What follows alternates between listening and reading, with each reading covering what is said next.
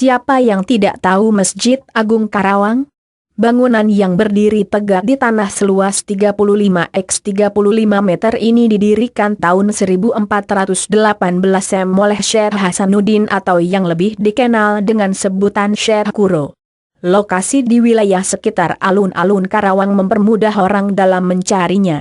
Masjid Agung Karawang adalah masjid tertua di Pulau Jawa, yang kemudian disusul oleh Masjid Agung Cirebon, didirikan oleh Sunan Gunung Jati tahun 1475 m, dan Masjid Agung Demak, didirikan oleh Sunan Kalijogo tahun 1477 m. Menurut keterangan Bapak KH Abdul Fatah Mehmet, Kasih Ibadah Dewan Kerja Masjid, DKM, Masjid Agung Karawang, kegiatan keagamaan sebagian besar masyarakat Karawang dilaksanakan di masjid tersebut.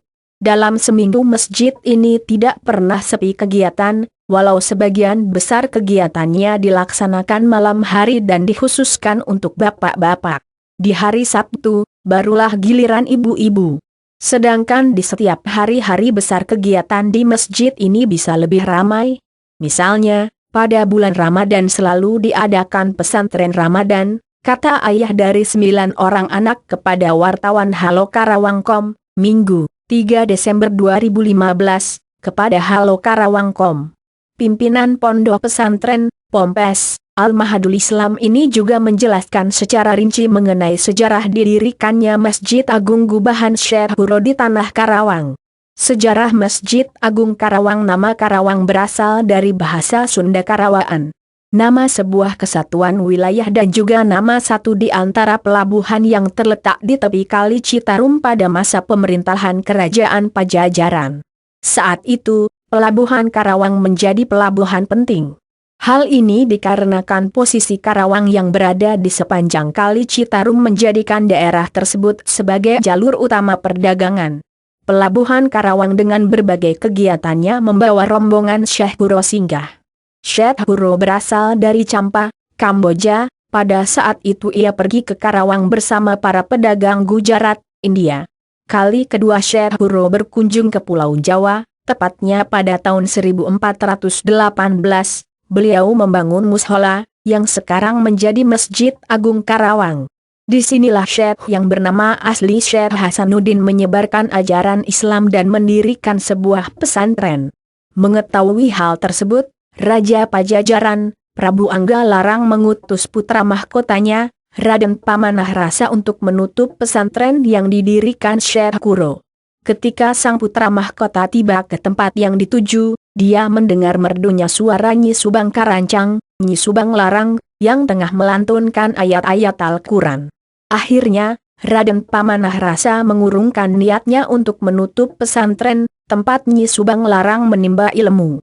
Tanpa ragu-ragu Raden Pamanah Rasa menyatakan isi hatinya untuk mempersunting Nyi Subang Larang. Lamaran diterima dengan syarat mas kawin bintang saketi, bintang-bintang yang dibuat seperti tasbih. Dalam suatu riwayat dijelaskan, dengan kesaktiannya, Raden Pamanah Rasa ini berhasil mengambil bintang-bintang yang disyaratkan. Namun, bintang-bintang yang dipetiknya jatuh di kota Mekah. Ketika putra dari Raja Pajajaran tersebut terbang untuk mengejarnya, dia terhalang. Sang putra mahkota tidak mampu masuk ke wilayah Mekah karena ada seorang penjaga. Satu-satunya kunci agar dia dapat masuk ke sana adalah syahadat. Raden Pamanah Rasa kemudian membaca syahadat, dan akhirnya dia dapat masuk ke wilayah Mekah dan mengambil bintang-bintang yang kemudian berubah menjadi tasbih.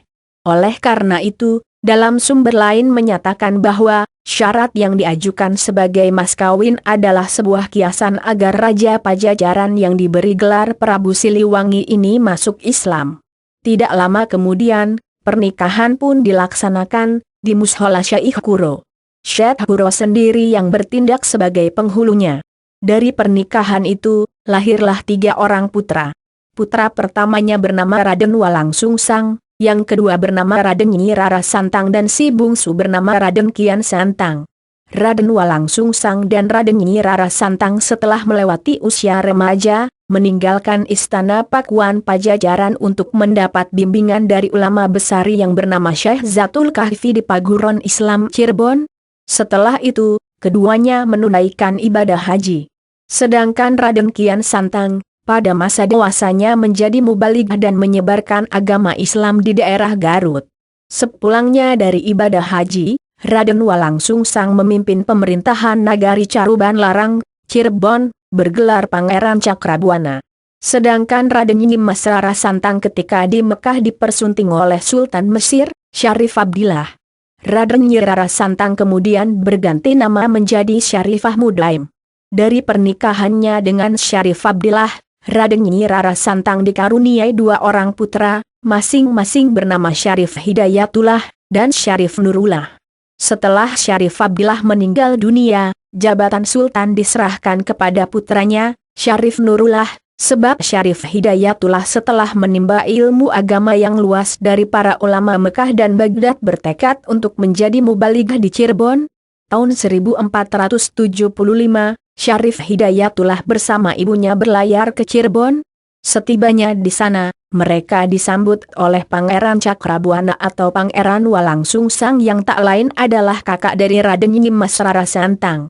Syarif Hidayatullah kemudian dipercaya untuk menggantikan Pangeran Cakrabuana untuk memimpin Cirebon, dengan gelar Susuhunan atau Sunan. Syarif Hidayatullah ini kemudian dikenal dengan sebutan Sunan Gunung Jati.